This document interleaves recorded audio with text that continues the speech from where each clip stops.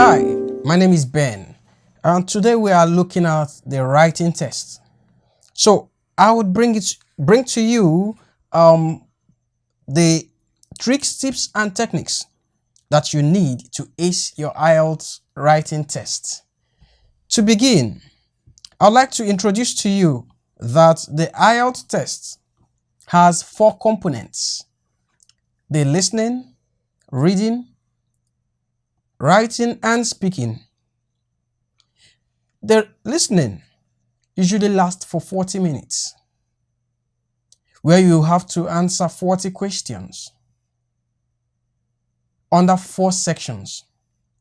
You should also understand that each question carries 1 mark. You are to write your answers while the audio is playing. You don't have to wait for the audio to end before you begin to write your answers, else there's a high chances that you forget everything that has been said. About the reading now, the reading lasts for 60 minutes. There are 40 questions. Each question carries 1 mark. There are 3 passages alongside other components that make up the complete reading test. You have 60 minutes to answer all your questions and solve the problems. Okay, how about the writing test? Of course, the writing test lasts for 60 minutes, but it's divided into 2 tasks: the task 1 and task 2. Task 1, if you are writing the academic IELTS test, task 1 is usually a report writing, where you are expected to write a minimum of 150 words in 20 minutes. Now, the task 2, which is an essay, lasts for 40 minutes, and you are expected to write a minimum of 250 words. But if you are a general training IELTS test taker, your task 1 is not report writing, it is letter writing. Your question would provide just 1 type of letter.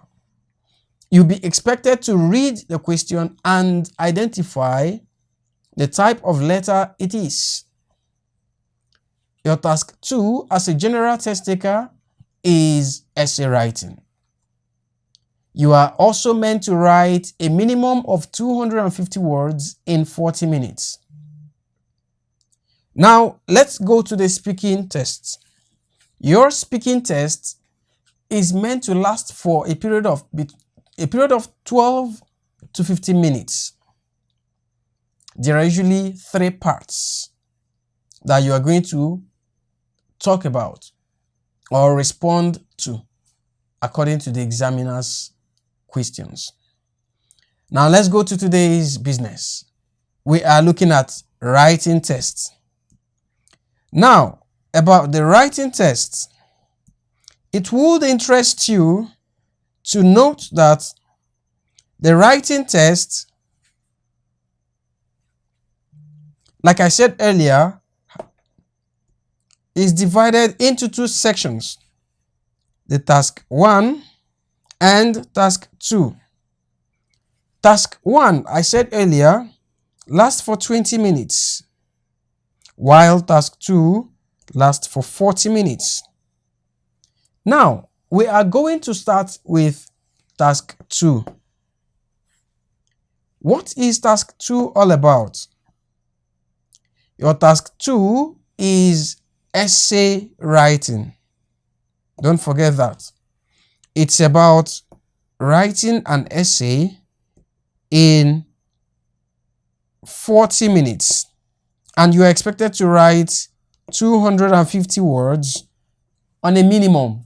Of course, you can write more. Now, let's move ahead. Right here, look at what the task 2 gives you. When you do so well in your essay writing, you are writing to hit as high as 66.69% of the entire writing score. Right. Now, a lot of persons usually begin with task 1. I would like to show you that task 1 gives you just 33.31% of the writing test. So why do you get yourself so engrossed in task 1?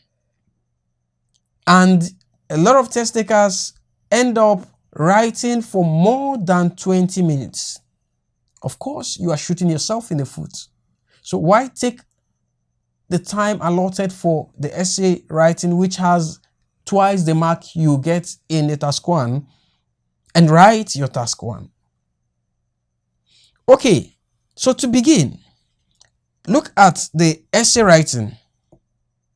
What are the expectations for your essay writing? In essay writing, you are meant to show off a number of things.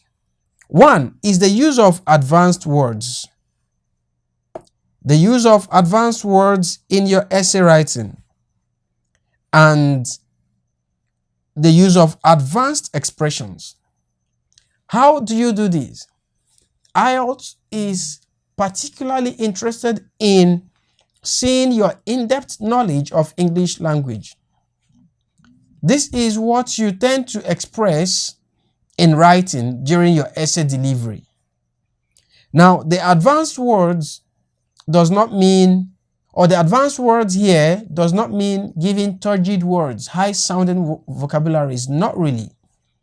Of course, if you have search words and they are very precise to the contextual meaning you are hoping to express, perfect.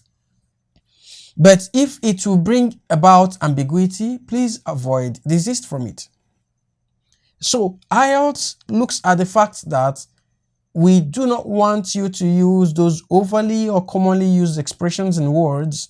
We are looking out for advanced vocabularies, advanced expressions. So this is one of the greatest expectations of IELTS test takers in your or during your essay delivery. Now, while trying to make use of advanced words, a lot of persons bring in ambiguous words.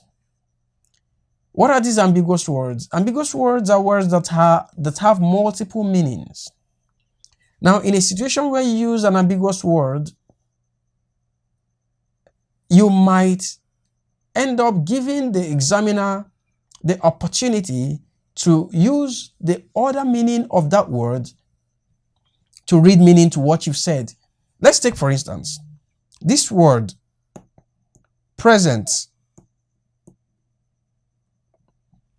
The word present is a very simple looking word. But ironically, the word present has about 3 different meanings. I'm going to give an illustration for you to understand what an ambiguous word means. Let's assume tomorrow is going to be your birthday. And I say to you, "Hi Jack, I heard that tomorrow will be your birthday.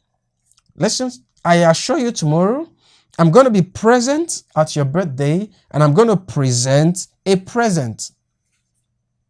Funny, right? Okay, that's just a simple word, present. But that word has 3 different meanings. I'll be present at your birthday and I'm going to present a present. Of course. Now, imagine a situation where you make use of that word present in the wrong context. The examiner will not be wicked or mean if he or she decides to read meaning from the other meaning of that word as against what you intended originally. This means the examiner is being English. The examiner has good vocabulary. Now, how do you avoid ambiguity?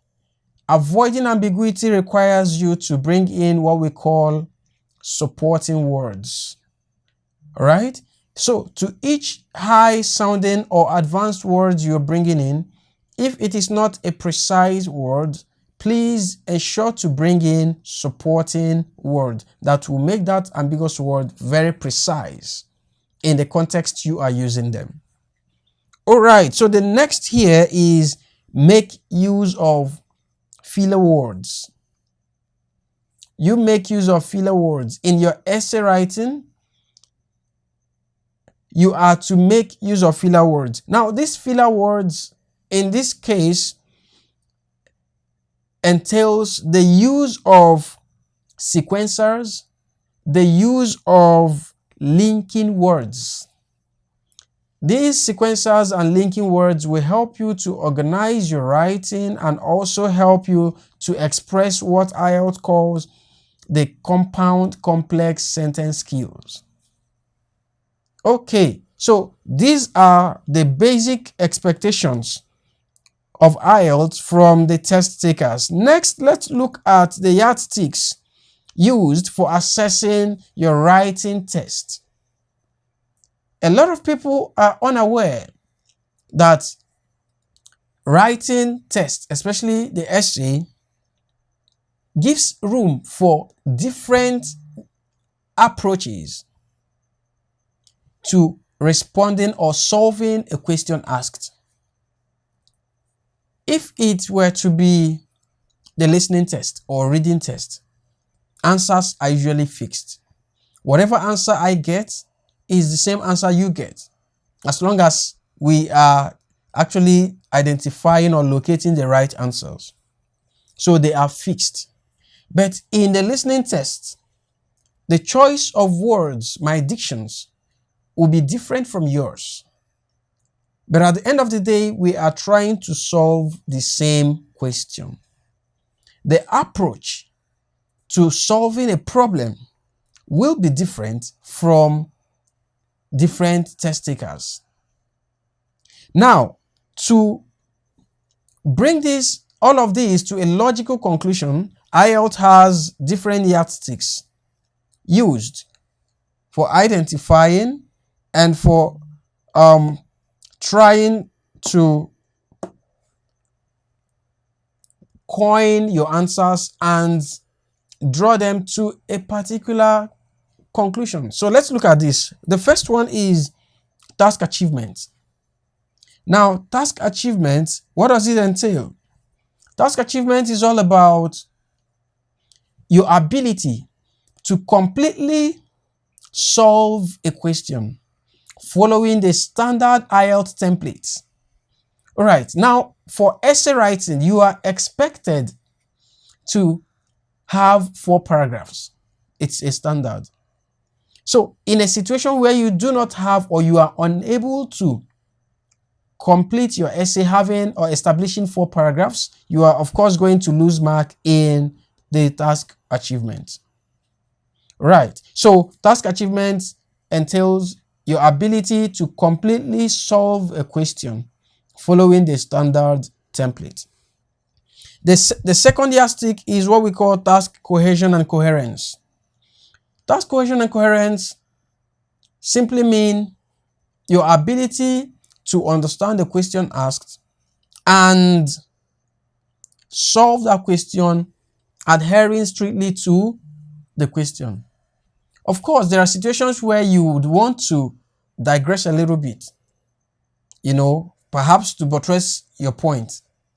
But that's fantastic. IELTS likes that. But then you have to be very careful so you don't digress and completely move off track. So when you deviate or digress in your quest to bringing in some form of examples or to buttress your point, please do not fail to return back to the original question asked. So your task cohesion and coherence simply require you to understand the question, and while responding to the question, ensure you stick to the question asked. That's about task cohesion and coherence. All right, so next is grammatical range and accuracies. For grammatical range and accuracies, IELTS expects you to express your sentences in the right tenses. For instance, if you want to talk about past tense, something that has happened in the past, IELTS is not expecting you to use the words will, shall. No. Those are future tense indicators. But if you are talking about past tenses, or you are reporting or trying to talk about something that has happened in the past, IELTS expects you to use words that are in their past tenses. For instance, I was sitting when someone knocked at the door. All right? When someone knocked on the door, I was sitting. That means you were, something has happened. It's a past tense. All right? Or I ate my food before leaving the house. You did something before another thing came up, or before you carried out another action. So your grammatical range and accuracies should be perfect. Okay. Now, another thing is, under grammatical range and accuracies, you are expected to show off your compound complex sentence skills. Compound complex sentence skills. Please, as much as possible, avoid using short sentences. They do not show or indicate that you have in-depth command and knowledge of English language. So you are expected to bring in more of compound complex sentences. And this is mostly possible when you understand how to use linking words. All right? So these are things that would give you high band scores. Last on here is the lexical resources. Lexical resources here, simply put, or simply means vocabularies. Now, IELTS hopes and expects every test taker to show off in-depth knowledge, of vocabularies. You should have good vocabulary bank. You ought to have improved on your vocabularies. Please avoid repetitions. Work on synonyms. You need to have a lot of synonyms. All right? This would help you to express yourself freely and easily. So, as you prepare to write an IELTS exam, please also note that you must build good vocabulary bank. You have to study to understand and learn synonyms. They would really help you in a whole lot of things. Lexical resources, a very important aspect of your writing. Okay, so let's go to the next thing. Fantastic. For your IELTS writing, for your essay writing specifically, I have been able to come up with this formula which my clients and students often use during their writing test, and it works for them. This is one of the reasons why they ace their IELTS in one sitting. So I encourage you to please pay keen attention to this aspect of the training. You'll be required to use them. This essay that I'm about to teach you will help you to organize your writing. This formula will help you to achieve the minimum required number of words with ease. This formula will also help you to establish and achieve your task achievement. Remember, I said earlier that task achievement indicates or has its own mark and also indicates that you have completely solved a question. So let's look at the formula, pardon me. The formula has its basis on P1, P2, P3, and P4. This simply means you are expected to have 4 paragraphs in your essay. Please, it is a standard. Do not write less and don't write more. You are to have just 4 paragraphs. Now, each of these paragraphs has, each paragraph have got its own constituents. Let's look at paragraph 1. Paragraph 1 has 3 major features, which are paraphrase, the thesis background statement, and stance.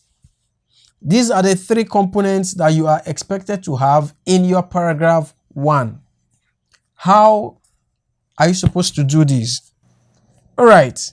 Now, your first paragraph should have you copy the question from the question booklet onto your answer paper. That is the beginning of your paragraph 1. But there's something you need to know. You don't have to copy the question word for word. No. You need to bring in paraphrase. That is you changing the keywords in the question as you copy them. You change the keywords using their synonyms. That's the paraphrase. So immediately after the paraphrase, you need to understand what the question says, draft out the points you are going to use and the example for each point. Then you should confidently establish your thesis background statement. And this simply means you saying categorically what you are going to be doing in the essay according to the question asked. And after that, your thesis background statement does not end with a full stop. No, it ends with semicolon, a little comma and a dot on it. Now, after that semicolon, you bring in your stance. Your stance is largely dependent on what the question says. Let's take, for instance, some questions will say, give your opinion. Some questions will say, what do you suggest? Or how can this be better? In this case, if it says, give your opinion, your stance will be expressing your opinion. If it says, how can this be solved? This means your stance will be talking about you proffering suggestion, all right, on the best way possible to resolving the issue raised. Some questions would ask you, do the merits outweigh the demerits, or do the advantages outweigh the disadvantages? In this case, you are to establish whether or not the advantages outweigh the disadvantages or vice versa. That is about the paragraph 1. If you're able to establish these 3 components, your paragraph 1 is completed. And this solves your essay writing 50%. Don't be surprised about that. I will explain that shortly. So after the first paragraph, the next is the paragraphs 2 and 3. As you can see, they have practically the same thread. TS, BP, and an instance. When you come to paragraph 3, the same thing. TS, BP, and an illustration. Of course, illustration and an instance mean the same thing. Just for avoidance of repetitions, as IELTS has advised. That's why we have an instance in paragraph 2 and an illustration in paragraph 3. Now, what does TS mean? TS simply means topic sentence. What does the BP mean? The BP means body paragraph. These are things you have to bring in your paragraphs 2 and 3. They make your writing so professional and standard. Okay, now let's go to paragraph 4. It's about conclusion and stance. Your conclusion requires you, or may require that you give the synopsis of the topic sentences you discussed in paragraphs 2 and 3. So you summarize the topic sentences you discussed in your paragraphs 2 and 3, after which you bring in the stance. Of course, your stance is already established in your paragraph 1. So you are bringing it down to your paragraph 4. But while doing that, you don't write the same stance you wrote in paragraph 1 in your paragraph 4 word for word. You need to paraphrase. Okay? So this formula captures the entire essay and what is expected of you to do in your essay writing. It is a professional tactic you should take or apply during your essay writing. It has lots of advantages. It would help you to copy the question, showing off your rich vocabulary bank. I'm referring to the aspect of synonyms. It would help you to establish your points that you would use to discuss the question or issue raised, which you are bringing in your paragraphs 2 and 3. It will also help you to provide or profile your opinion or suggestion or advantage or disadvantage, merit, demerit, according to what the question stipulates. Now, it will also help you to organize your essay writing. So, we are going to stop at this point right here. I'll be giving you detail of how to apply the formula in your essay writing in our next video. I'd like you to subscribe to our channel if you're a first timer. If you're a returning viewer or subscriber, please kindly share our page to your friends, family, and colleagues. If you have any question, please drop your questions or concerns at the comment section. See you again in our next video.